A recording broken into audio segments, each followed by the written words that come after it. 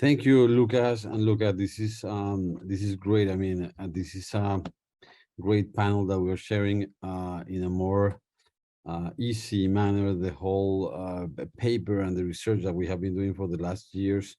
Certainly, Luca was able to introduce all the methodologies and the way that the way that TDM works as it happens and how it's being used nowadays. Luca, then he was able to introduce us into the methodology that we use also to classify all the countries after we did this research. This was a research that, going back a little bit, it was a research that we, as I think you said that at the beginning, Luca, that we did the review of almost 170 countries of the world, where we went over to every exception to see how which was the way really to find the way to make TDM happen in an environment of many different types of exceptions, right? The thing is that even that we already did the research, these exceptions keep changing. Why? Because there's new legislation, there's new forms, and this is basically what I'm gonna speak about. And it's let me see if I can. It's advanced. Let's see if I can. Give me a minute. Where is the presenter here?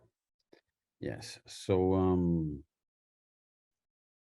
there's many. So the legislation is changing, and sometimes it's difficult to follow what is happening, and sometimes it's just legislation keeps changing and keeps updating, and there's new forms of there's new norms every day. So even if we try to keep these, one of the challenges of this study is to try to keep it updated, of course, because there's one of the challenges is, of course, knowing when the legislative changes are happening, but also the other big challenge is understanding the language where it happens, right? Because, for example, 4 months ago, we met in one of the WIPO meetings, we met the representative from Mongolia, and they had just changed the whole copyright law, and they included a new fair use exception, but they had it in Mongolian, and there was no English translation. And also the thing is that even though WIPO kind of invites the countries and encourages them to send over the official translations of the regulations, many times it takes them a lot of time to be able to send those regulations. And even, for example, Hungary, that is one of the examples of recent TDM implementations of the EU directive. Hungary still, they changed their law. They included the TDM exception. It's a very open exception, includes reproduction and communication, and it's even broader than that you find in the EU directive. But in a meeting with them, they told us, no, we haven't sent the translation. I said, okay, well, I mean, we need a translation. We need an English translation because we don't read Hungarian. I mean, we can do maybe Google Translate, but I'm sure Google Translate is not maybe gonna be the best way of doing it. So that's one of the challenges. So of course, the presentation of today is some of the TDM modifications that we have been able to find around the world, and that we've been able also to get the official translations. And but I tell you, this is gonna keep happening, and we're gonna keep getting new TDM exceptions, or even exceptions as broad as we're gonna see as one of the cases, that is Estonia, that is a broad exception, that it doesn't specifically mention, or exceptions that don't specifically mention text and data mining, but there could be a chance that text and data mining could be perfectly working under the exception. So there could be more exceptions that are going to be coming. So trying to get more into the order of the presentation that we have today. We've kind of classified how open these exceptions can be, and we found that our really, I mean, our more, our more open exception that you can find in the world right now is the case of Japan. Japan has been it's a model that they introduced the first time in 2014. Then they did another modification in 2018. They have been working on AI since the very beginning. I think it's been like ever since AI began to develop in the 50s. Well, after Japan, their long war history, began to get their country together, they definitely started in technology. They have been a leader in technology, and they have been doing this with their legislation too. And one of the things that you find, and it's very common finding and reading in the like the projects of the countries, the projects now, the purposes of the country of growth, the growth purposes of the country that you find when you go and review what's their plan of growth in the next 10 years or 5 years, you find that most of developed countries have or developed countries or countries that are trying to get into a more developed economy, they have in their priorities the development of artificial intelligence. So if you go to to Great Britain's a project of growth to 2030, for 2030 they have to be leaders in AI in the world. If you go and you will find the same thing in Japan, you will find the same thing in Russia, you will find the same thing in China, you will find the same thing in the US. You find it in many different countries that really they want to be on the edge of technology. So Japan is no strange to this, is no stranger to this tendency of having the purpose of the government to grow their technology, and in this case is AI. Some of the in the past, in last WIPO AI conversation that I'm sure most of you follow. This is the AI conversation where they invite different people and different countries and different experts to talk about different topics. They have been doing different sessions. They're already going for the sixth session, I think so, on this March. I think they're gonna do it. No, they just did the sixth one a couple of months ago. A couple of months ago, they presented the numbers of how much they expect AI to grow, and they are talking about like $7 trillion of growth in the next 5 years. Is the numbers are absolutely, I mean, are like you really don't understand how much this market is going to grow, and it's already growing, and it keeps getting more and more traction. And this is not only, I know that this study that we are presenting today is really very much research focused. That's right. But when you're talking about TDM, it's not only about research, and this is a little bit off the script that we have today. And this is, I mean, TDM, it involves all type of industries, and we're talking about all type of industries. Is that we can we can talk about anything that you can imagine: social media, banking,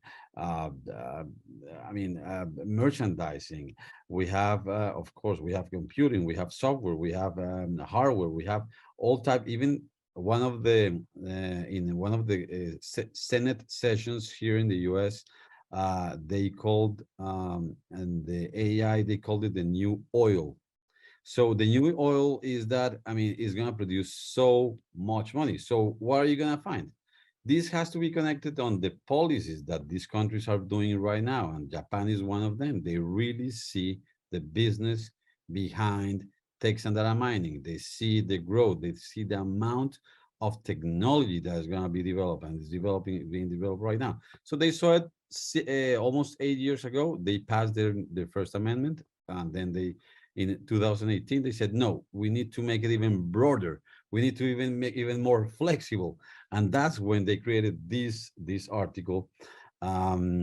This article that is the Article 34, in which they created a general standard for what some scholars call the non-consumptive or non-expressive use, right? So if it's non-expressive or is non-consumptive, any content that you're gonna use for your TDM use if it's gonna be non-consumptive or non-expressive, uh, it's gonna be okay. So it's so broad that I know we have to take a minute to sit back and try to understand what does this mean, because it really took us a little bit when we read this first article, like, hey, what's happening here? What is going on here? So we even consulted with Toshino Shiro from Japan, that he's the expert on this topic. And we went over this article and he said, look, the article is intended that if you are not enjoying the work, if a person is not enjoying the content, if it's just a machine that is reading it, it's going to be covered by the exception. So if you are gonna, if the machines, if we get to a moment in time in the future, in the near future, that we give artificial intelligence, and we give machines the possibility of feeling, of having feelings, maybe Japan will have to go back and review this article and say, like, oh, okay, well, computers have feelings, and maybe they enjoy works, and they can definitely enjoy reading I don't know, Quixote de la Mancha, right? So they, I mean, they're gonna enjoy reading some exquisite literature, but at this time computers don't enjoy, they just read, right? So that's what this article of Japan said. Hey, anything that is not being read by a human is gonna be covered. Anything that's not being enjoyed by a human is gonna be covered. Anything that's not gonna be like exploited by a human is not gonna be is gonna be covered. So that is why some scholars call it the non-consumptive. Like, I'm not consuming, right? I'm not consuming these contents. I'm not sitting here and reading the book. It's just a machine that is just scanning and scanning and scanning and scanning. And that's what TDM is doing, really. TDM just scans and then reads and then processes and then runs the algorithm, like Luca was explaining at the beginning. So, but Japan was not only happy with this broad exception that said, okay, anything that doesn't enjoy will be covered by the exception. They also said, okay, we are also going to be, we are not going to require a lawful access. Lawful access. That's very important, because that means that it doesn't matter where you got your information from, if it's lawful or it's not lawful. Japan said, we don't care. If you want to run TDM, just find it. If you find it, just run it. Okay. So that was that Japan did, but they just said, okay, but maybe this is not enough. Even we need to make it broader. We need to make it so people can also make money out of this. Even if you want to make money, you can. If you don't want to make money, you also can use it. So they said this with this exception. The exception said anyone that is not enjoying the work and that wants to make money and that gets the information, they can run this exception and they will be fine. This is like the when I speak about this exception to many people that follow like traditional civil law or even common law, they even say we really cannot see this happening in our legislation. And believe me, I haven't seen I have not seen any other legislation following this model. I would love to see who will be brave enough to go into their Senate or in their Congress and say, okay, we're gonna pass this because machines don't feel.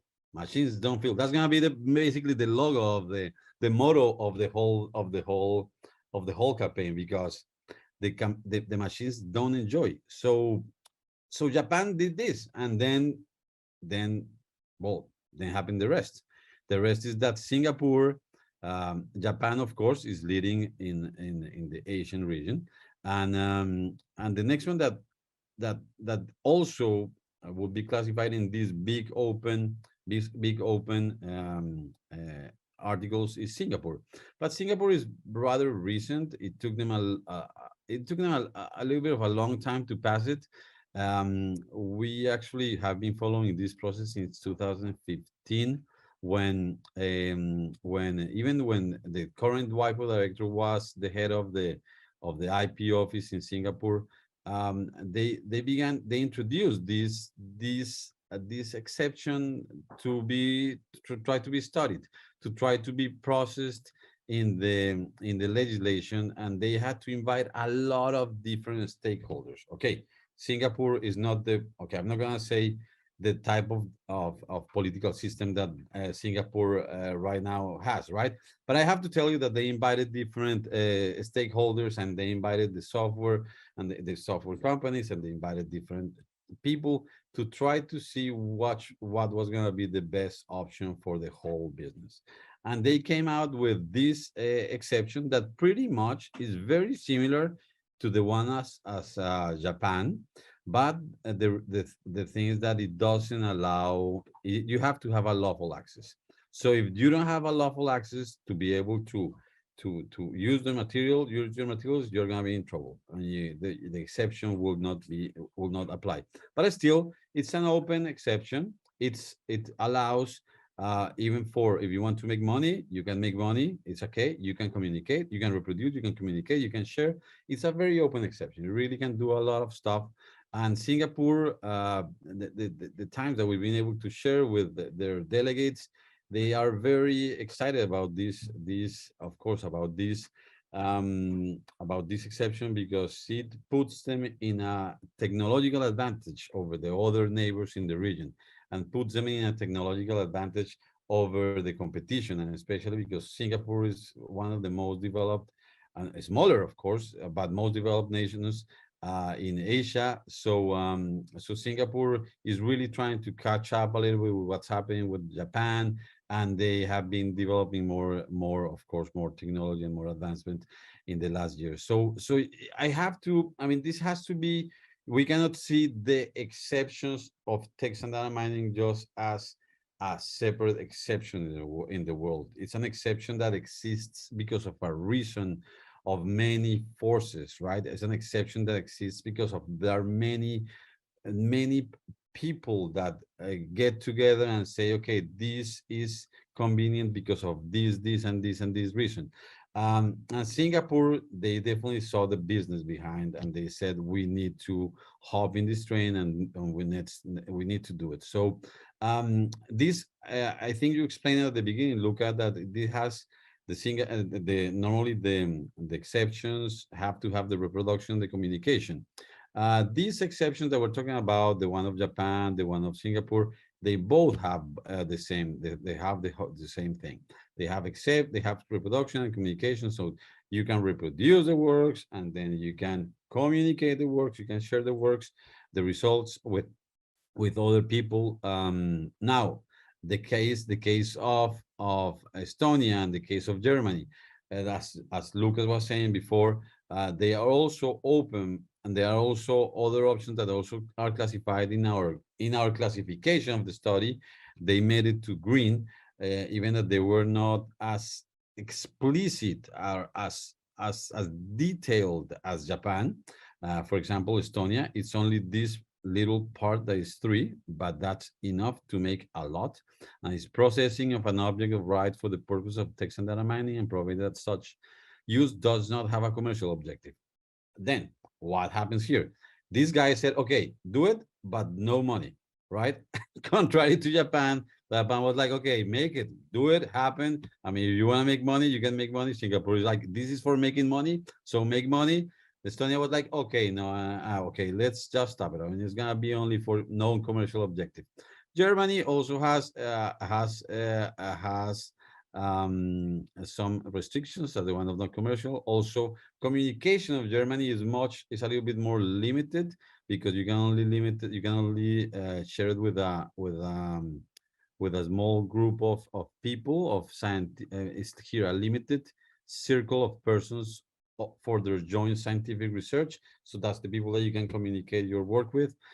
Still, it's an open article. It's more open than we find in the European Union, because the European Union, it's another, and we're gonna see it in just a minute. I know we're beginning to run out of time, so I'm just gonna I'm gonna name a couple of more countries. But Germany definitely, I mean, Germany took advantage of the flexibility in the InfoSoc directive to implement their TDM exception to extending reproductions and communication of the works. So that's why these two also appear as green in our map. So when you go to the map that Lucas was showing before, and that it's in the study that we published, that was mentioned. Those green countries, you can find them and you can say, ah, okay, those greens. But okay, again, some of those countries, this map could be outdated tomorrow because possibly there could be like new things happening, as happening with Hungary. But pretty much most of the countries are there. Like, at least we can see Germany is there. Now we can see Estonia. We cannot see, but hopefully, well, I mean, if you zoom in, it will be there. But so there's still countries are. It's important for you to be able. It's important for the TDM researchers to be able to share their results. So that happens. So when you cannot communicate, right, but you can only reproduce, we name them as blue in our research. And the best example of this loss is Switzerland. Although Switzerland should be switching soon into a more open, because of the high development of technology and so much the technology developed in Switzerland that I'm sure they will be changing, and they have been talking a lot about artificial intelligence lately in the WIPO committees. So I'm sure there will be. I'm sure, although I mean I don't know, I don't have any knowledge about it right now, but I'm sure there will be some update in this legislation, even that it was updated in 2020. I'm sure there might be another update to be able to not only reproduce but also communicate, to make it even broader. Also, again, like we see here, it's lawfully accessed. So again, well, I mean, of course, Switzerland is not going to allow something that is not lawfully accessed, but but maybe they will make it more like include the communication option into their process. This brings us to the European Union, because although we could have started before Switzerland with the European Union, but in this case was trying to Switzerland just was to kind of put in context what it's also happening in the European Union, because the European Union, even that they discussed a lot this modification, the digital single market was discussed over many years. In Articles 3 and 4, they included their text and data mining mandatory article, but mandatory, it's only really Article 3. And they included only in the exception the research organizations and cultural heritage institutions. So what happens? And they also have to have lawful access, right? So, and then they can only reproduce. And then what's happening with the sharing? So that has been one of the conversations that, because this is very important, because if you see, we have only reviewed like 6 countries, and the 6 countries have different ways of producing text and data mining, which obviously is showing us that we're going to have incompatible research, cross-border research projects, right? Because what is lawful in one country might not lawful in the other. I mean, if I go to Japan and say, okay, Japan, let's do something with Singapore, and then Singapore is going to say, okay, show me where you got your contents from, right? And Japan is like, what? We don't care. I mean, you just have to access the contents, and then Singapore is going to tell you, no, it's only lawful contents, right? So this is something that's going to say the same here. Is going to be okay. We have European Union. Imagine now mixing the cards. Go European Union and Japan. Okay, European Union, Japan. How are you going to develop a project? Japan, anyone can do a project. A 5-year-old kid wanting to become billionaire, and he can do it. But the European Union is only research institution or research organizations and cultural heritage institutions, and then they have to have lawful access. Again, the same thing. And again, then Article 4, of course, of the European Union gives also the option for any user, but it was with the opt-out option that anyone that is a right holder can say, okay, my work, I'm not gonna let them use it for text and data mining. So really the only ones that can take advantage of this in the European Union are the research organizations and cultural heritage institutions. And it's also has the thing of the lawful access, and also it's limited to reproduction. And then another one that we reviewed, especially because we are in Latin America, and we should be reviewing more norms of Latin America. Hopefully, Brazil will be one of the next examples. But we don't have examples in Latin America, as we know. That is the problem, but we only have one example in Latin America that actually wasn't a very successful drafting of the norm, and it's from Ecuador.